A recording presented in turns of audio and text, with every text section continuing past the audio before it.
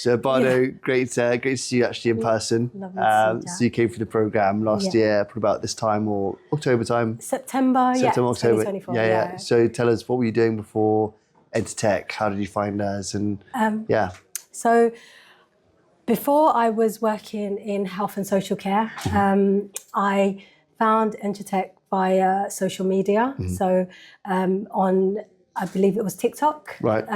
Came up on my For You page. And then I kind of just kept watching all the reels and watching all of it. I think I watched all the clips. Yeah. And then I thought, oh, this sounds really good. So then I did a bit of research online, checked the website, checked YouTube. Here we go. So the marketing team were doing well. Yeah. And then I just found it to be something that I definitely needed at that time. I thought, do you know what? It's something that I'd been thinking about for some time, making a bit of a transition in my career or moving from my current role. But the fear and uncertainty always keeps you places and keeps you somewhere. Yeah. And almost like a little bit of imposter syndrome maybe, or like, 100%, can I do this? Yeah. So I remember you telling me you had a young family at the time. Yeah. So is it 2 kids? 3. 3 kids, okay, yeah. So again, you're like, you gotta provide. Exactly. Your industry beforehand for people that are maybe listening. So I worked healthcare. in health and social care. So I worked with people with mental health issues, people that were across the spectrum. Yeah. So special needs, ADHD, autism. Yeah. I was very fortunate and I also worked with the elderly, so people that had Parkinson's, dementia, Alzheimer's. So it's very varied. Sure. But I felt like I'd already kind of worked within that sort of industry, and I've worked in loads of different areas, did a bit of project work in that area, helped open up a school for children. No, I'm smiling now because you're giving me flashbacks to your CV. Yeah. And your CV was like 4 pages long. I know. And I was like, wow, we've got a lot to work on. Almost too much. And I remember like trying to condense it, but you literally had such a eclectic mix of different. I'm glad we condensed it. There's a lot. So you had so much. And actually, tell me about the reasons for changing from healthcare, because it takes a certain type of person. Obviously, lots of transferable skills. Obviously, got to be a good listener, resilient, because it's super tough. But what made you think to switch? I think for me it was the switch. I think I'd already kind of been considering moving and doing sort of working in tech sales, or maybe going back into recruitment or something along those lines, because I did recruitment way before, right? Way before, but it was within sort of health and social care, so it was recruiting care workers, etc. Nice. And it was really enjoyable. So I enjoyed the sort of target driven nature of it, KPIs and things like that. However, within the sector of social care, it's not very competitive, or competition is not something that you really can sort of bring. It's not a suitable environment. So I was very sort of excited to get into sort of tech industry. I think I found out obviously a lot more once I joined the course. I felt as though it's either now or never. I got to a stage where I was like, do you know what? I just have to do it. Sure. And I think having a conversation with you and then finding out a bit more. So I did the research, spoke to yourself, read the reviews and everything, and all of that stuff helps. Absolutely. So a lot of people find us and think, is it too good to be true? There's a lot of people who have courses these days, but you can't actually see the person or verify that actually it's legitimate.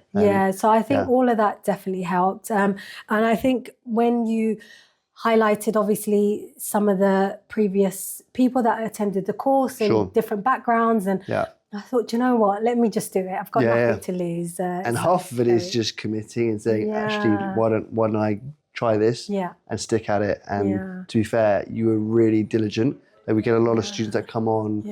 I'd say good part of them, maybe 80%, 70%, do all the work and they're committed. But I could tell you're really on it. Had, again, really good questions, and you got the work done. And luckily got a role in sales and smashed it, I think. So as I mentioned, so you were partly right. So I think I was the class of November 2024. So you were correct. I started in September, Exactly. So you graduated about a year ago. So it's been almost, about a year ago. Gosh, it's gone so fast. It's crazy. But So I was very fortunate because with doing the course, I built a lot of skills and all the jargon and everything else to impress them in the interview. Yeah, it's half it, exactly. That really helps. And also I think being personable, it helped. And obviously just being prepared, doing the research, as you mentioned earlier, and finding out a bit about the company that you want to work for. Sure. And, being ready to answer questions and not sort of having the imposter syndrome thing, because that can set you back. Yeah. Sure. So it came at a good time. Glad I made the transition, and so far it's been awesome. Amazing. Busy and awesome. It's busy. We like to be busy. And it's quite nice as well with the cohorts because you've got other people around you. You can speak to other coaches, and you get a different flavour of individuals working in tech and sales. Yeah, exactly. Tell me about, was your role fully remote? Were you in the office? No. So when I initially applied, it did say remote. However, I was never sort of against working in the office. I thought, so I actually thought I was going for a remote role, which is what was on the actual advert. But then when I got to the office, they said, we'll be here in the office. It was in Canary Wharf, really beautiful and lovely surroundings. And I thought, you know what, I don't mind coming here every day. So was happy to work in the office. As I mentioned, did take a pay cut, but you have to make some sacrifices, to get your foot in the door. And that was something that I already prepared myself for anyway. And then once I actually started the role, the probation period was 6 months. I said, no, can we make it 3 months? Because I just wanted to. Good sales tactics. So then they were like, 3 months, but they were a bit surprised that I'd said 3 months. And then after I had mentioned the 3 months thing, they revisited my contract, changed it for me. Was very fortunate because I was able to prove myself within those 3 months. Sure. Did really well, hit my KPIs, but I did come in super early, left late. Wow. I really did put the work in. Wow. And I thought, because I was already a workaholic anyway in my other role. But with this role, it was less, I don't know, I didn't need to do as much, I guess, because obviously I wasn't dealing with people that required sort of assessments and people that were going to, it was a completely different role. But I think work ethic really helps. I think if you're able to make some sacrifices. For sure. I was happy to go in early, happy to leave late. And it was more so because I wanted to achieve my KPIs. And I wanted to make sure that I was performing at my best. Later on, obviously, when I had more knowledge of the role and felt more comfortable, I was able to kind of ease off a little bit. And which is natural. Yeah, which is natural. So I was... so I was... Great stuff.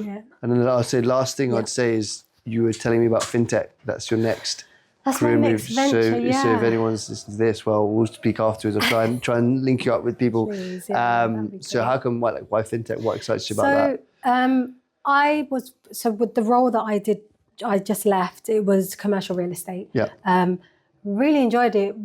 And I applied for loads of jobs, obviously, with your assistance as well. I think, but I was applying on my end, and I was just going through loads and loads of different jobs. And I think reading a lot more about fintech kind of made me want to get into that industry because, first of all, I'll be completely honest, lucrative. 100%. And I thought, if I can actually put the work in and I can sort of meet my KPIs or excel, then I will be bringing something anyway. And 100%. I do want a good payout. So for my retirement. Exactly. So I'm just thinking sort of long in the future. I think it would be an area that I would be definitely interested in because obviously I know that I'd be able to do the work and then the payout would be pretty decent. 100%. And the growth there, I worked in fintech, it's mad. It's very good, so